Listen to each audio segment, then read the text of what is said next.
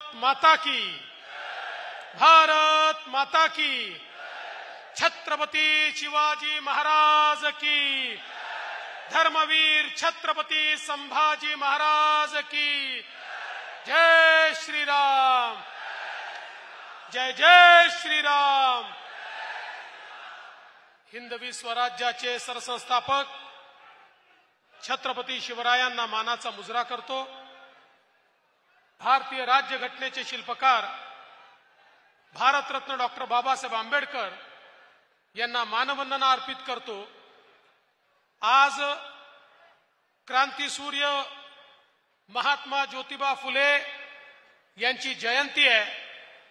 त्यांच्याही चरणी नतमस्तक होतो आणि मंचावर उपस्थित असलेले ज्यांचं संबोधन ऐकण्याकरता आपण सगळे लोक या ठिकाणी एकत्रित आलो आहोत, ज्यांनी माननीय मोदीजींच्या नेतृत्वात 370 कलम हटवून काश्मीरचं पूर्ण विलीनीकरण या भारतामध्ये केलं, ते भारताचे कणखर गृहमंत्री, आपल्या सर्वांचे लाडके नेते माननीय अमित शहा, मंचावर उपस्थित असलेले आपल्या सर्वांचे लाडके नेते माजी मुख्यमंत्री अशोकरावजी चव्हाण, ज्यांच्या करता आपण एकत्रित आलो आहोत असे आपले उमेदवार प्रताप पाटील चिखलीकरजी, भागवत कराडजी, गिरीश महाजनजी, अजित गोपचडेजी, आपले या ठिकाणी आमदार राजेश पवार, भीमरावजी केराम, आमदार तुषारजी राठोड, आमदार राम पाटील रातोळीकर, आमदार बालाजीराव कल्याणकर, सूर्यकांताताई पाटील, भास्करराव पाटील खतगावकर, डॉक्टर माधवराव किन्हाळकर, संजय भाऊ कोडगे, या ठिकाणी उपस्थित असलेले संतुकराव हंबर्डे, सुभाषजी साबणे, गंगाधरराव वडुरे, अविनाशजी घाटे, विजयदादा सोनावणे, अमरनाथजी राजूरकर, हरिहररावजी घोसीकर, आनंदरावजी गडारकर, गौतमजी काळे, शिरीषजी देशमुख गोरठेकर, खरं म्हणजे अनेक महत्वाचे नेते हे मंचावर आहेत।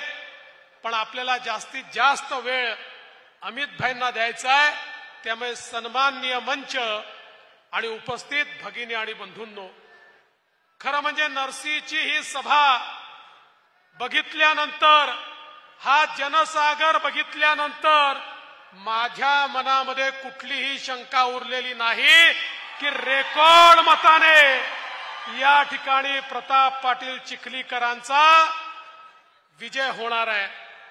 आणि आपण सगळ्यांनी बघितलं, आपण चिखलीकर साहेबांचं भाषण ऐकलं आणि आपण अशोकराव चव्हाणांचंही भाषण ऐकलं। भाषण कसं होतं? तू मुझे पसंद मैं तुझे पसंद, अशा प्रकारचं भाषण होतं। त्यामुळे आता या दोन ताकदी एकत्रित आल्यानंतर मला विश्वास आहे एक मोठा रेकॉर्ड या ठिकाणी आपण तयार करणार आहोत। बंधू भगिनींनो, मी केवळ एवढंच सांगण्याकरता या ठिकाणी उभा आहे। या निवडणुकीमध्ये केवळ दोन या प्रकारच्या बाजू आहेत। एकीकडे नेतृत्व करणारे माननीय मोदीजी आहेत, मोदीजींच्या नेतृत्वात आपली महायुती आहे। या ठिकाणी शिवसेना आहे, भारतीय जनता पक्षासोबत शिवसेना आहे, राष्ट्रवादी काँग्रेस आहे, रासप आहे, रिपाई आहे, जनसुराज्य आहे, अशा अनेक पक्ष आपल्या सोबत आहे। आपल्या या विकासाच्या गाडीचं इंजिन माननीय मोदीजी आहेत। या इंजिन सोबत मोठे मोठे आपण बोग्या लावल्या आहेत। या प्रत्येक बोगीमध्ये सामान्य माणसाला बसवून विकासाच्या रस्त्यावर नेण्याचं काम आपण करणार आहोत। आपली गाडी कशी आहे? दीन दलित, गोर गरीब, आदिवासी, शेतकरी, शेतमजूर, महिला, ओबीसी, अल्पसंख्याक सगळ्यांना आपल्या गाडीत जागा आहे। आणि मोदीजींचं इंजिन असल्यामुळे आपली विकासाची गाडी वेगाने निघाली आहे। दुसरीकडे पण गाडी आहे राहुल गांधींची, पण केवळ इंजिन आहे, डब्बा नाही आहे। कारण प्रत्येकाला वाटतं आम्हीच डब्बे आहोत।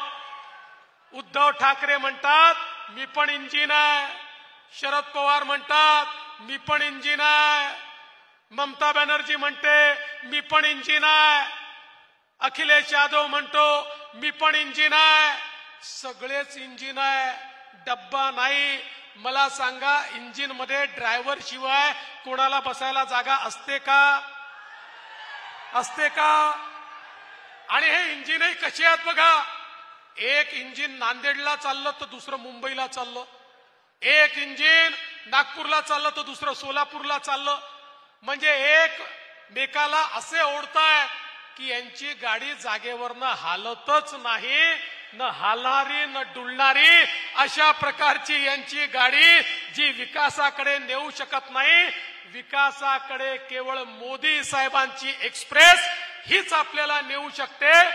आणि आपण लक्षात घ्या, या ठिकाणी मोदी साहेबांना आपल्याला जर मत द्यायचं असेल, चिखलीकरांना दिलेलं मत, कमळाला दिलेलं मत हे थेट मोदी साहेबांना मिळतं.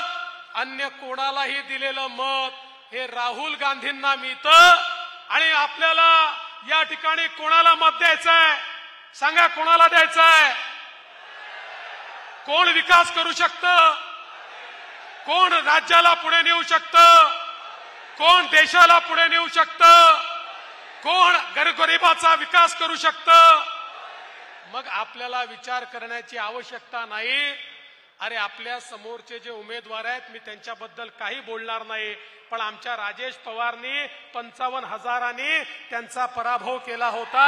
आणि आता तर सगळे आपण एकत्रित आलो, त्यामुळे चिंता करण्याचं कारण नाही आहे. बंधू भगिनींनो, या महाराष्ट्रामध्ये तर अशोकराव तुम्ही आल्यानंतर काँग्रेस पक्षाची काय अवस्था झाली.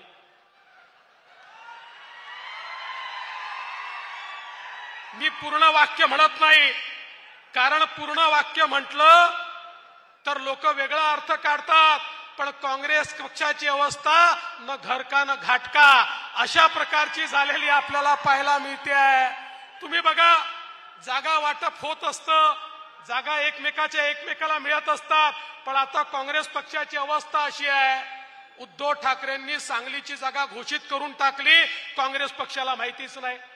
शरद पवारांनी भिवंडीची जागा घोषित करून टाकली, काँग्रेस पक्षाला माहितीच नाही. काँग्रेस पक्ष फरफटत चाललाय, कोणाचा पायपोस कोणाच्या पायात नाही. अशा प्रकारचा काँग्रेस पक्ष, ज्याला नेता नाही, ज्याला नीती नाही, ज्याला नियत नाही, अशा प्रकारचा काँग्रेस पक्ष आता या ठिकाणी मला विश्वास आहे की मागच्या लोकसभेमध्ये 1 सीट त्यांची निवडून आली होती. आता काँग्रेस पक्षाला शून्यावर आणण्याचं काम आपल्याला करायचं आहे. आणि केवळ शून्यावर आणायचं नाही, तर नांदेडमध्ये एक रेकॉर्ड आपल्याला तयार करायचा आहे. शेवटी नाव चिखलीकर आहे, कमळ कशात फुलतं? कमळ चिखलात फुलतं.